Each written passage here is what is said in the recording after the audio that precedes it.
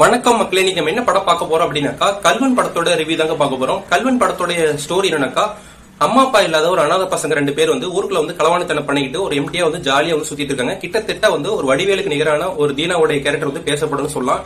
ஏன்னா அந்த அளவுக்கு காமெடி அல்டிமேட்டா படத்துல பண்ணிருக்காங்க. இன்டர்வலுக்கு மேல பாரதிராஜாவும் தீனாவும் பண்ற காமெடி எல்லாம் நல்லாவே இருக்குங்க.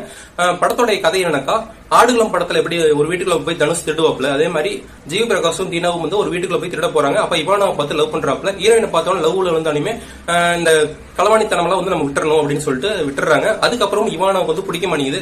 ஒரு திருடனை போய் எப்படி லவ் பண்றது அப்படின்னு யோசிக்கிறாங்க. அதுக்கப்புறம் ஒரு கேம்ப்ல இவானாவை மீட் பண்ணி அவங்க ஒரு தாத்தா இருக்காரு. தாத்தா ரொம்ப அந்த இவானாவுக்கு ரொம்ப பிடிச்சிருக்கு. ஹீரோயினுக்கு பிடிச்சிருக்குதுன்னு சொல்லிட்டு அந்த தாத்தா தத்தெடுத்துக்கிறாப்ல.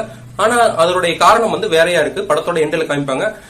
அதுக்கப்புறம் படத்தை என்னாச்சு அப்படிங்கறத படத்தை பார்த்து நீங்க தெரிஞ்சுக்க மக்களே. படம் ரொம்ப நல்லாவே இருக்கு, காமெடியா அல்டிமேட்டா இருக்கு. பாரதிராஜாவோட நடிப்புக்காகவே இந்த படத்தை கண்டிப்பா பார்க்கலாம். படம் ஒரு ஒன் டைம் வாட்சபிள், பியூட்டிஃபுல்லா அழகா இருக்குங்க. கண்டிப்பா மிஸ் பண்ணி